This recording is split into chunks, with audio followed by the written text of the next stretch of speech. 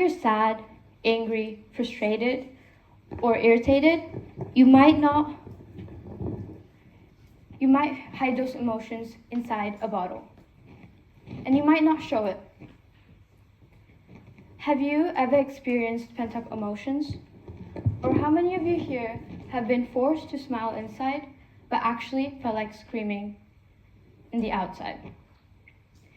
Well, if you pay attention to depressed people, their most common replies might sound like, "I'm not sure," or "I don't know," or "I don't remember." This is because they either don't know their own emotions or might not even know how to express their emotions. But what happens when the bottle where all your emotions go finally fills up? As these hidden emotions slowly overlap each other, making its way up to the lid would not only pop off, but also break the glass bottle. If we keep bottling up our emotions, one single event can trigger a wave of unexpected emotions. We would definitely need support from friends and family to put those broken pieces back together. Even though it's broken glass, it's still repairable. So while it's true that depression is chronic, recovery is still possible. That is why we must seek release in our lives. Have you ever come across the word catharsis? A Greek word meaning purification that could lead to a sense of clarity or relief.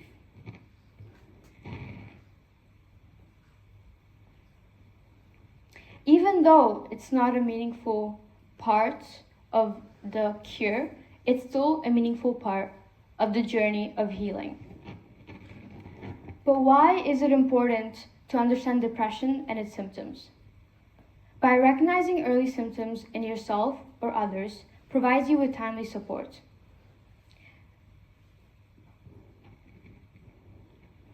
With specialist help, you can achieve better outcomes rather than just believing that you will snap out of it. So what exactly is depression? It could be a prolonged period of mood that when you feel unhappy and the feelings of empathy.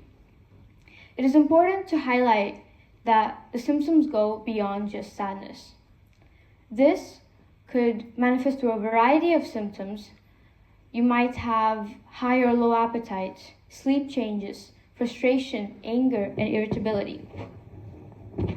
This may then lead to low self-worth, and then guilt, and then the question, am I even worthy of asking for help?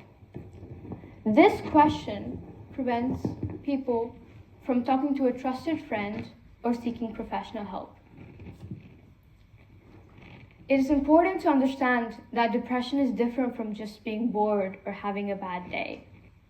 For that reason, I would like to take you through the journey of an 11-year-old girl who was diagnosed with the early stages of depression. She felt like no one really saw her, even in a room full of people. This was affecting her social interactions and prevented her from living a happy childhood. She stopped talking as much. Even her favorite games didn't seem fun anymore. It wasn't that she was just always sad. Sometimes she just didn't feel anything at all. Getting up in the morning felt like climbing a mountain. So, what did she do? Together with her parents, she recognized her symptoms and approached for professional help.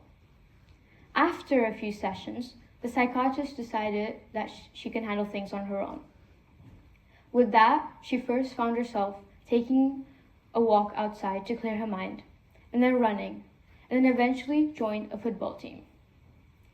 The physical activity helped her to clear her mind, and as her routine shifted, she started to rediscover joy in her world again. Eventually, she started expressing herself in a form of catharsis. Catharsis may take place when a depressed person talks about his or her trauma for the first time out loud, or while expressing herself through art, music, or writing. J.K. Rowling, an author who needs no introduction, who wrote the series of books that captured millions of hearts around the world, has openly spoken about her experience with depression. In her Harry Potter books, she expressed her dark moods by the soul-sucking creatures, the Dementors. Can you imagine that monsters like Dementors don't come out from fantasy, but from actual human emotion? The Dementors represent a cold absence of feeling. Just like depression, when Dementors are near, the characters relive their worst memories. This reflects how depression drags the negative thoughts into your mind while pushing back the positive experiences in life. J.K. Rowling expressed herself through her writing that captured her thoughts and her feelings, and that led her to catharsis. Connecting deeply with maybe a friend or a family member can trigger catharsis.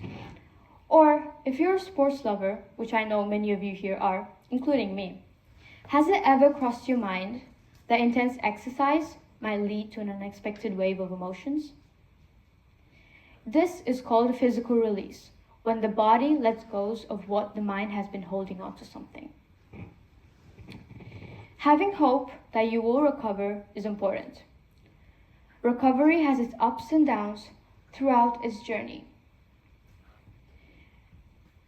It's okay to explore possibilities, but always involve a mental health professional before labeling or treating yourself. Keeping a track of your symptoms and sharing it with your therapist is one of the best paths to recovery. By exploring art, music, or writing, and remember, it doesn't have to be the best piece of work in the whole world. As long as you're happy with it, it captures your thoughts and your feelings. Through catharsis, let your emotions out of your bottles and show the world who you really are.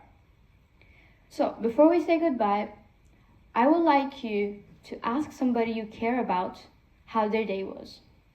One message, one single text sent from your phone, one honest conversation can change everything.